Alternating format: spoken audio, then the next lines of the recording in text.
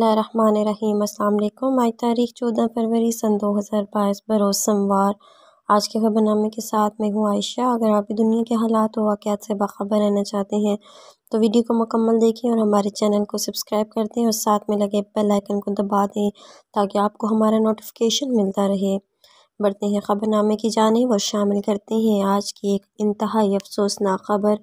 تحریک انصاف کے رکن قومی اسمبلی حاجی خیال زمان انتقال کر گئے۔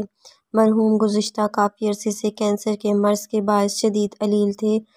2018 کے عام انتخابات میں این نے 33 سینگوں سے منتخب ہوئے تھے۔ تحریک انصاف کے رکن قومی اسمبلی حاجی خیال زمان انتقال کر گئے۔ تفصیلات کے مطابق اسلام آباد میں مقیم حکمراں جماعت کے رکن قومی اسمبلی اور وفاقی پارلیمانی سیکرٹری برائے گیس اینڈ پیٹرولیم حاجی خیال زمان پیر کے روز طویل علالت کے بعد انتقال کر گئے۔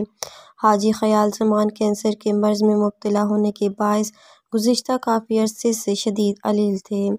مرحوم نے 2018 کے عام انتخابات میں این نے 33 سینگوں سے تحریک انصاف کے ٹکٹ پر الیکشن جیتا تھا۔